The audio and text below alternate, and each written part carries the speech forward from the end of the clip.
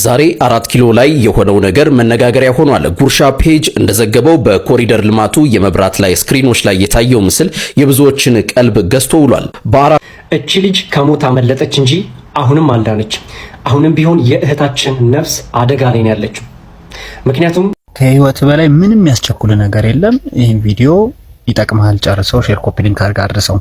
ይሄንን ለኦርቶዶክስ ጥሩነቱ እዚሁ ሆኜ እነሱ ጋር ሆኜ ሚስጥሮችን ማውጣት ነው የሚጠቅም። ስለሆነ ለመናገር ሲድሮ የሚባለው አፕሊኬሽን ምን እንደሆነ አላቅም፣ ግን አንድ ነገር አስታውሳለሁ። ታስታውሳላችሁ? ለኦርቶዶክስ ጥሩነቱ እዚሁ ሆኜ እነሱ ጋር ሆኜ ሚስጥሮችን ማውጣት ነው የሚጠቅመው እንዲያው እዚሁ ሆኜ ከአድዋ ድል በኋላ የተጀመረ ሃይማኖት ይዘው ነው ፉን የሚሉት። ጾም ለምን ብሎ የተጀመረ ሃይማኖት እኮ ነው ጾም ሽሽት። እውነት ለመናገር ለኛ ደግሞ የሚሻለን እዛው ብትሆን ነው። ባትመጣ እዛው ብትሆን ምን አይነት ሚስጥር ነው ለኛ ልትነግረን የምትፈልገው? ምን ሚስጥር የምታውቀው ነው ለኛ የምትነግረን? ስለዚህ እዛው ብትሆን ነው የሚሻለን።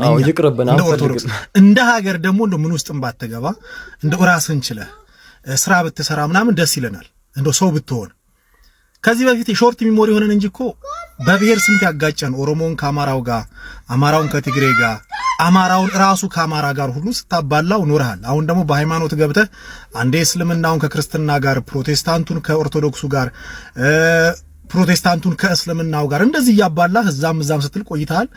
አሁን ደግሞ እዚህ መተህ እየዘባረክ ነው። ያልካትን ደግሞ ማረሳንም ኦርቶዶክስ ወደ ኦርቶዶክስ ከምመለስ ብለህ እንዴ ውሻቱን እንጂ ውሻ እኮ ነው ጥፋቱን የሚል ሰው። አንዳንዴ ወንድ ልጅ አንተ እንደ ወንድም አልቆጥርህም። በነገራችን ላይ ግን ከዛ መስመር ላይ ስትወጣ በጣም ነው የሚያሳዝኑኝ። እኔ በእውነት ተው የወንድ አሰዳቢም አትሁን። አንተ ራስህ ተረጋጋ። ኦርቶዶክስ ከዮኒ ማኛ ምንም ሚስጥር አትፈልግም። ብዙ ሰውም የተቃወመው ነው። እዛው ሁን እኛ አንፈልግም ምንም ሚስጥርም አትንገረን እያሉት ነው።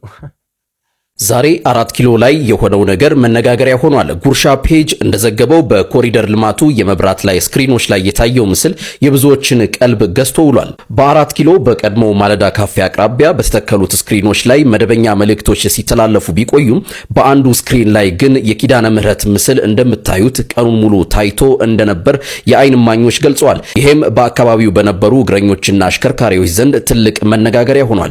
ጉርሻ ፔጅ በአካል ለማረጋገጥ ወደ ስፍራው ሲያመራ ግን ምስሉ ይታይበት የነበረው ስክሪን ብቻውን ጠፍቶ ተገኝቷል። እናንተስ ዛሬ ይሄን ትዕይንት በአካል የተመለከታችሁ አላችሁ? ምንስ ተሰማችሁ? ኮሜንት ላይ አጋሩኝ። መልካም ጊዜ። ህዝቡ በጣም ደስ ብሎት ነበር። እንደውም ሲጀመር ሙሉ አዲስ አበባ ስክሪን ላይ መታየት አለበት የኪዳነ ምህረት ምስል በየቀኑ ራሱ ቢታይ ህዝቡ ደስ ይለዋል። እናም ይታይ እንደው መስቀል አደባባይ ላይ ምናምን መታየት አለበት ሲጀመር በየቀኑ ማለት። ሰላም ዛሬ ያየሁትን ቪዲዮ ማመን ያካተኝ ነው የሚገርም የተባለ ነውና ምንድነው እየተፈጠረ ያለው? አዶናይን ለመጨበጥ አቶ ሳሙኤል ኮንበራቸው ተነሱ። ምን አይነት ሰው ናቸው? ኦ ማይ ጋድ! ይህን የሚያክል ቢሊዮነር ሰው አንድ ወጣት ልጅ ማለት ነው፣ ወጣት ኢንፍሉዌንሰር ለመጨበጥ ኮንበራቸው ሲነሱ ማለት ነው። ማየቴ ምን አይነት ሰው የሚያከብሩ ሰው፣ ለሰው ቫልዩ ያላቸው ሰው እንደሆኑ ተረዳው። ምን አለበት በየቦታው ያላችሁ ሀብታሞች፣ ስልጣን ያላችሁ ሰዎች እንዲህ ሰው አክባሪዎች ብትሆኑ፣ ለሰው ኬር የምትሰጡ ብትሆኑ የት በደረስን ነበር። ምክንያቱም ሳሙኤል እውነት አምሶ አሜዝድ በጣም ነው የገረመኝ። እውነትም ለካ እቺ ልጅ ከሞት አመለጠች እንጂ አሁንም አልዳነች። አሁንም ቢሆን የእህታችን ነፍስ አደጋ ላይ ነው ያለችው። ምክንያቱም እቺ ልጅ እዚህ ሚዲያ ላይ የመጣችው ገዳይ ሊፈታ ስለሚችል፣ ከተፈታ ደግሞ ከኔም አልፎ ቤተሰቤ ላይ አደጋ ሊያደርስ ስለሚችል ገዳይ ተገቢውን ቅጣት እንዲያገኝ ድምፅ ሁኑኝ ስትል ነው የመጣችው። ለምንድን ነው ትላልቅ ቲክታከሮች ድምፅ ማትሆኗት? ግን ይፈታል ብለሽ አሁን ትፈሪያለሽ? በጣም እፈራለሁ። እኔ የምፈራው ለኔ አይደለም። እኔ ምን ጊዜም አንዴ እንደዚህ ሆኛለሁ። ቤተሰቦችን ያጠፋብኛል። የራሳችሁ ችግር ሲሆን የኢትዮጵያ ሕዝብ ይፍረደኝ ስትሉ እዚህ ሕዝብ ፊት መታችሁ ታለቅሳላችሁ። የሌላው ሲሆን ፔኑ ለምን አይሰማችሁም?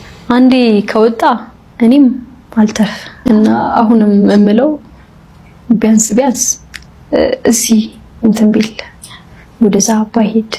ለምሳሌ ከሰሞኑ ጃኒ በእንደዚሁ አይነት ተመሳሳይ ኬዝ አቢዩስ ተደርጊያለሁ ስትል የኢትዮጵያን ሕዝብ ፍትህ እንዲሰጣት ጠይቃለች። ነገር ግን ለምንድን ነው ቪዲዮ ያልሰራሽው? ምናልባት አንቺ አሁን ላይ ለዚች እህታችን ቪዲዮ ብትሰሪ ከኛ በተሻለ ተሰሚነት ልታገኝ ትችላለሽ። ስለዚህ ለሁሉም አድርሱላችሁ እባካችሁን። አሁንም የእህታችን ነፍስ አደጋ ላይ ነች። ልክ ጸበሉ ስገባ ነፍሴ ከስጋዋ ተለይታ ወደ ሰማይ ሄደች። ለመግለጽ የሚከብድ ኃያል ነገርም ተመለከትኩኝ። ይህ የበርሜል ቅዱስ ጊዮርጊስ ጸበል አስገራሚ ምስክርነት ነው።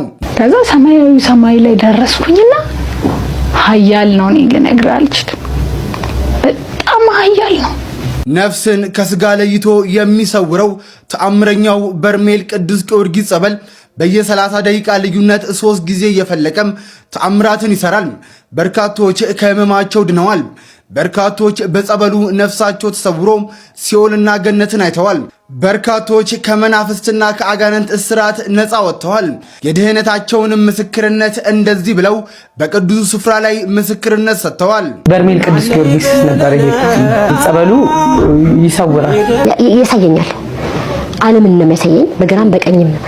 በርሜል ጊዮርጊስ ከገባ በኋላ ያው በሆነ ነገር የሚገለጥበት ቦታ ተወንጭፌ ነው ሲኦል ውስጥ የገባሁት። ምን አይነት ሲኦል ነው ካልከኝ ዓለም ነው የሚያክለው። በየ30 ደቂቃ ውስጥ ነው የሚመጣው። 3 ይወጣል። በአብ በወልድ በመንፈስ ቅዱስ ስም ነው እንደዛ የሚወጣው ማለት ነው። ሰማዕቱ ቅዱስ ጊዮርጊስ በተሰጠው ቃል ኪዳን ተአምራትን የሚሰራበት ይህ ተአምረኛ ስፍራ በምዕራብ ጎንደር ቋራ ደለጎ ወረዳ ይገኛል። ጸበሉ ለተወሰነ ጊዜ ተዘግቶ የነበረ ሲሆን አሁን ላይ በመከፈቱ በርካቶች ድህነትን ፍለጋ ወደ ስፍራው እየተመሙም ይገኛል።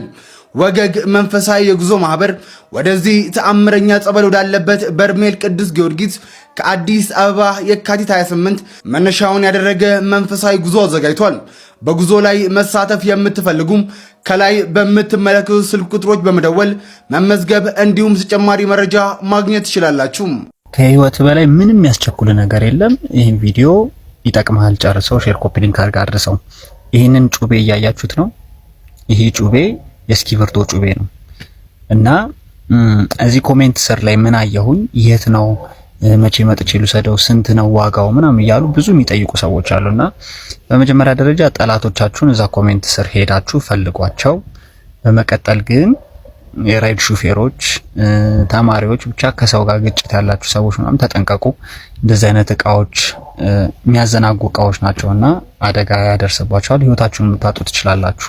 በመቀጠል መንግስት ምንድነው የምትሰራው? ምንድነው ሀገር ውስጥ እንዲገባ የምትፈቅደው? ምንድነው ሀገር ውስጥ እንዳይገባ እየከለከልክ ያለከው? በዚህ ሰዓት ያሳፍራል። ማለት ኦፊሻሊ ሶሻል ሚዲያ ላይ እንደዚህ አይነት ነገር ሲተዋወቅ እንዴት ነው ዝም የሚባለው? ባለባበስ በምን እያላችሁ የምታስሩ ሰዎች አሁን እንደዚህ አይነት ነገሮች ሲተዋወቁ እንዴት ነው አስችሏችሁ ዝም የምትሉት? ጥያቄ ነው። በመቀጠል ይህን የምትሸጠው ሰውዬ እኔ መጥቼ ስገዛክ ምን ላደርግበት እንደምችል እያወክ ከዛ ላይ የምታገኘው ትርፍ ይበላልሃል። ከዛስ በኋላ የህሊና እረፍት ተሰምቶክ ትተኛለህ። ተው፣ አድብ፣ ይቅርብህ። እንደዚህ አይነት ነገር ላይ የምታገኘው ገንዘብ ይቅርብህ። ሌላ ስራ ጀምር፣ በእኔ ይሁንብህ። ስለሆነ ለመናገር ሲድሮ የሚባለው አፕሊኬሽን ምን እንደሆነ አላቅም፣ ግን አንድ ነገር አስታውሳለሁ። ታስታውሳላችሁ? እውቁ ቲክቶከር ተጽዕኖ ፈጣሪው መንሱር ጀማል ኢትዮ ቲክቶክ ነው ምናምን የሚባል አፕሊኬሽን አመጥቶ ሲያስተዋውቅ ታስታውሳላችሁ? መንሱር ጀማል ጊፍት የሚሰጥ ላይቭ መግባት የምትችሉበት ልክ እንደ ቲክቶክ ያለ ብሎ ሲናገር ሰምታችኋል? እኔ ሰምቻለሁ። እኔ ሕያው ምስክር ነኝ። ሌሎቻችሁ የሰማችኋላችሁ? እሺ አስገባችኋል። የሰማችኋላችሁ? አዎ የዛሬ ዓመት ከምናምን መንሱር ጀማል ደስ የሚለኝ የኔ ቤተሰቦች ቴንኪው። ያልሰማችሁም ኢትስ ኦኬ። መንሱር ጀማል ፎቶ ልኮልኛል። በነገራችን ላይ ኢትዮ ቲክቶክ በሚል አፕሊኬሽን ተግባራዊ ለማድረግ እንደጨረሰ ወደ ተግባር ለመግባት ሁሉን ነገር እንዳጠናቀቀ እንደ ቲክቶክ ጊፍት ያለው ላይቭ መግባት የምትችሉበት ሁሉም ቲክቶክ ያለው አክሰስ ሁሉ እዛ ላይ ያላችሁ ምናምን ብሎ ሲያወራ ሰምቻለሁ። ዛሬ እኔ ጋር የመጣው ኮምፕሌን ምንድነው? የዚህ ሲድሮ የሚባል አፕሊኬሽን ፈጣሪ መንሱር ጀማልን ክዶታል፣ ወይም የመከዳት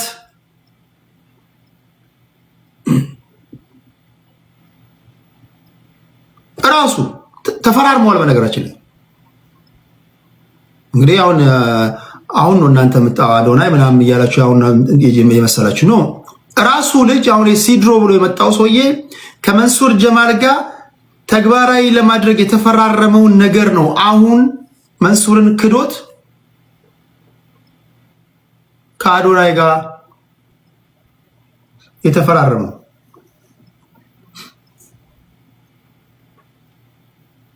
ይሄ ቅሬታ አለ፣ ይሄ የመከዳት ስሜት አለ። መንሱር ጀማል በዚህ ጉዳይ ላይ ነገ ከነገ ወዲያ አስገብቼ ስላለው ነገር ግልጽ የሆነ ነገር ይነግራቸዋል እና ልጁ ሊክድ በማይችለው የተስማሙት ስምምነት አለ፣ ፎቶአቸው አለ፣ ተፈራርመዋል። መንሱር ጋር አውርተው ያወሩት ጉዳይ ሁሉ ነገር ጨርሰው ነው በመጨረሻ ሰዓት ላይ እንትን ነው እያለ መጨረሻ ላይ የሆነው ማለት ነው። ድራማዎች አሉ ብዙ። ያን ድራማ ለማጥራት የጉዳዩን ባለቤት መንሱርን አመጣላቸዋለሁ በዚህ ጉዳይ ላይ እንዲያወራ። ነገ ከነገ ወዲያ ወደ ሀገር ቤት ይገባል። እኔም ሰምቻለሁ። እኔም ያው ምስክር ነኝ። መንሱር ከዚህ ልጅ ጋር ነው የሰሩት አይደለም የሚለውን አላውቅም፣ ግን ፎቶ በላከልኝ ከሆነ አሁን ከአዶናይ ጋር የተፈራረመው ልጅ አላየሁም፣ ወይም እንትኑን አፕሊኬሽኑ እንዴት ያለ እንደሆነ አላውቅም። ግን የዛሬ ዓመት እኔ ያስታውሳለሁ፣ ብዙ ሰው ያስታውሳል። መንሱር ጀማል ላይ ከፍተኛ የሆነ ክህደት ተፈጽሟል።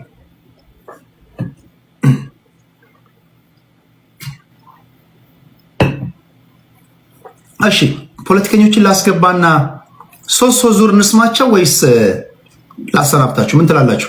አቶ መንሱር አዲስ አበባ ገብቻለሁ ብሏል። እንኳን ደህና መጡ አቶ መንሱር። ቡርኪና ፋሶ የሚነሳሳ ነገር የለም። አዲስ አበባ ገብቻለሁ ካለ በኋላ ተናዶ አይኑ ቀልቶ እኛ እንደገፋ ነው፣ ስሙን እንዳጠፋ ነው፣ እንደበደል ነው እሪ ሲል ነበር። አንዳንድ ጊዜ እውነት ዝም ስትል ውሸት ናት አፈቀላጤ የምትሆነው። አቶ መንሱር አንተ ካስተዋወቀው ድርጅት ቪክቲሞች መካከል የአንዱን ታሪክ ልንገር። እድሜያቸው ቢያንስ ለአንተ አባት ይሆናሉ። የኩላሊት ህመምተኛ ናቸው። በሳምንት 7000 ብር ለኩላሊት እጥበት ያወጣሉ። ይሄንን ብር በየሳምንቱ 7000 ብር እያወጣው ከምጨርስ መኪና ልግዛና በዚህ መኪና ታክሲ እየሰራው የማገኘውን ብር ለኩላሊት እጥበትና እዳይን ከፍላለሁ ብለው ነው ብር የሰጡት። ቢሮ ገብተው ሲያለቅሱ ነበር፣ እባካችሁ ብር ይመልሱልኝ ብለው። ይሄ ነው የሚያመንኛል። ይሄ ነው እንደዚህ አይነት ጭካኔ ከየት የመጣ ጭካኔ ነው ብለን እንትን የምንለው። አንተ እንደተበደልክ ሰው ሆነ እሪ የሚያሰኝህ ይሄን ታሪክ ሳታቀርት አይደለም፣ ሆዳም ስለሆንክ ነው እንጂ። በእርግጥ ከሌሎቹ ፕሮሞተሮች አንተ ትሻላለህ። እየቀረብክ ቢያንስ ነገሮችን ለማስረዳት ትሞክራለህ፣ ውሸት ቢሆኑ። ሲጀምር ውሸት ማለት ነው ቆማ ስትሄድ አንተን ነው የምትመስለው። መተህ ዛሬም ልታስፈራራ፣ ዛሬም ተበድያለሁ ስሜ ጠፍቷል ልትል ስንሰማህ አይደለም። አንዳች ነገር አንሰማህም። እንዳልኩ ከሌሎቹ አንተ ትሻላለህ። አንተ ትሻላለህ ማለት ወንጀለኛ አይደለህም ማለት አይደለም። የሚከስህ አካል በመጥፋቱ ምክንያት ነው። ስለዚህ አሁንም ፍትህ እስከሚረጋገጥ ድረስ እንቀጥልበታለን። እንደዚህ አይነት ሰው የሚያመው ሰው ታሪክ ስለምናቅ ማለት ነው። አንተ ደግሞ ናቲ የምትባል ሰውዬ እንዲህ ስሉ የምታሽቃብጠው ለምን አትወልድለትም ከፈለክ? ስለዚህ አቶ መንሱር እንኳን ደህና መጡ ልንሎት እንወዳለን። እሺ ቤተሰብ፣ የዛሬ ቪዲዮአችን የኔ መስል ነበረ። በቀጣይ ቪዲዮ እስከምንገናኝ ሁላችሁም በያላችሁበት ሰላማችሁ ይብዛ፣ ይመቻችሁ።